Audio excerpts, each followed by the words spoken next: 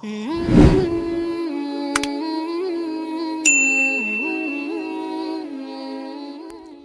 سے پہلے ہم نے آپ کو اسی کے متعلق یعنی کہ حمزات سے متعلق ایک اور ویڈیو پہلے شیئر کیا تھا، لیکن آج ایک ایسا عمل کہہ لیں، ایک ایسا راز کہہ لیں جس کی خواہش ہر روحانی مسافر کے دل میں ہوتی ہے، آپ سے ہم شیئر کرنے والے ہیں۔ خود کے حمزات سے دوستی، خود کے حمزات سے دوستی کرنا، جس میں کوئی بھی کسی قسم کا نہ تو خوف ہے، نہ کوئی پرہیز ہے، نہ کوئی شرط ہے، نہ کوئی محنت ہے۔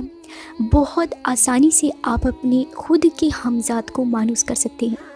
یہ عمل بہت بڑا عمل ہے اور یہ بہت پاورفل ہے اگر آپ اس کو سمجھ لیں تو۔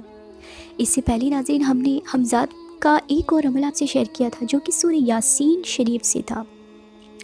اگر آپ اس عمل کو کرتے ہیں تو آپ روحانیت میں ایک الگ مقام بنا سکتے ہیں، بس ایک چھوٹے سے عمل سے۔ لیکن دھیان رہے کہ یہ عمل صرف وہی کر سکتا ہے جو سورہ یاسین شریف کا عامل ہوگا یا سورہ یاسین شریف کی تلاوت کو پابندی سے کرتا ہوگا۔ اس میں کوئی بھی محنت نہیں ہے، صرف چھوٹی چھوٹی سی جو شرائط ہوتی ہے، شریعت کی حدود ہوتی ہے، آپ کو اس کا خیال رکھنا ہے، اور آپ نے خیال رکھنا ہے روحانی حدود کا، روحانیت کے جو شرائط ہوتی ہیں ان کا، پاکی کا خیال رکھنا ہے، اور آپ اس عمل کو کر سکتے ہیں۔ تو یہ عمل سورہ یاسین شریف سے ہے، اور سورہ یاسین شریف سے پہلے بھی ہم آپ کو کئی سارے اس کے سیکرٹس بتاتے رہتے ہیں، اور آج بھی ہم آپ کو ایسا ہی کچھ بتانے والے ہیں۔ دراصل اگر آپ سورہ یاسین شریف کی تلاوت کو پابندی سے کرتے ہیں یا آپ اس کے عامل ہیں تو آپ اس عمل کو کر سکتے ہیں، ادروائز آپ اس عمل کو نہیں کر سکتے، کیونکہ اس کو کرنے کے لیے آپ کو پہلے سورہ یاسین شریف کی تلاوت کو پابندی سے شروع کرنا ہوگا۔ کرنا آپ کو بس اتنا سا ہے کہ وقت مقرر پر جو بھی آپ ایک وقت مقرر کر لیں، اور آپ نے اس عمل کو عرج مہینے کی تھرسڈے میں ہی کرنا ہے۔ خدا نخواستہ اگر آپ تھرسڈے کو نہیں کر پاتے ہیں یا کوئی ایسا معاملہ پیش آ جاتا ہے تو آپ کسی اور دن کر سکتے ہیں، لیکن آپ نے شروعات نوچندی دنوں سے ہی اس کو کرنی ہے۔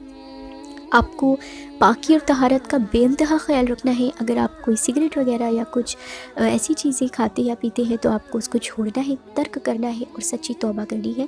نمازوں کی پابندی آپ نے اس میں لازمی کرنی ہے، اور اگر آپ کسی دماغی پریشانی میں مبتلا ہیں یا کسی ذہنی مرض میں مبتلا ہیں تو آپ اس عمل کو نہیں کر سکتے ہیں۔ دوسری بات یہ ہے کہ آپ جب وقت مقرر کو طے کر لیں، یعنی کہ ایک وقت آپ نے جب اس عمل کو کرنا ہے تو آپ نے اپنا بدنی حصار کرنا ہے۔ اول آ کے درود پاک 11 مرتبہ آپ نے ضرور پڑھنا ہے، اور سورہ یاسین شریف کو آپ نے 7 مرتبہ پابندی کے ساتھ وقت مقرر پر پڑھنا ہے۔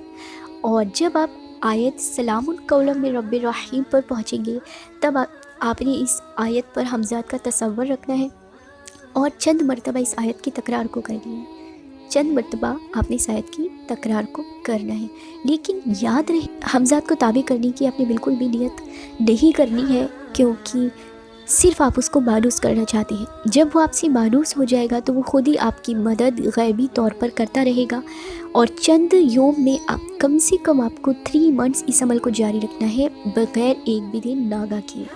کچھ ہی دنوں میں آپ یہ محسوس کریں گے کہ آپ کے آس پاس کوئی ہے، آپ کو ایک روحانی غیبی سی طاقت اپنے آس پاس معلوم ہوگی، اور آپ کے کام حیرت نما طور پر، غیبی طور پر انجام ہوتے رہیں گے۔ آپ کو محسوس ہوگا کہ کوئی چیز آپ کی ہیلپ کر رہی ہے، اور جیسے جیسے آپ کا وقت بڑھے گا حمزاد آپ کے قریب آنا شروع ہوگا، آپ کو خواب میں دکھائی دے گا، آپ سے باتیں کرے گا، آپ کو بتائے گا بہت ساری چیزیں، بہت ساری راز ہیں اس عمل میں۔ ایک ایسی چیز ہے آپ جو خود محسوس کر پائیں گے جب آپ اس عمل کو کریں گے۔ دوران عمل آپ نے کوئی بھی بو والی چیز کا استعمال نہیں کرنا ہے، اور خاص خیال رکھنا ہے آپ نے ان تمام چیزوں کا کہ آپ کی نمازیں قضا نہیں ہونی چاہیے۔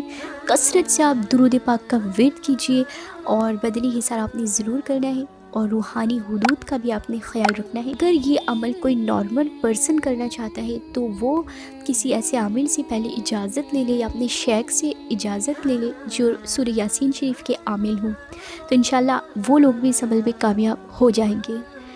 تو اس کے متعلق اگر آپ کا کوئی بھی سوال ہے تو آپ ہم سے پوچھ سکتے ہیں، انسٹاگرام پر ڈی ایم کر سکتے ہیں۔ کسی بھی روحانی سوال کے لیے آپ ہمیں انسٹاگرام پر ڈی ایم کر سکتے ہیں یا میل کر سکتے ہیں، اور باقی دعاؤں میں یاد رکھیے گا۔ ملتے ہیں، جزاک اللہ۔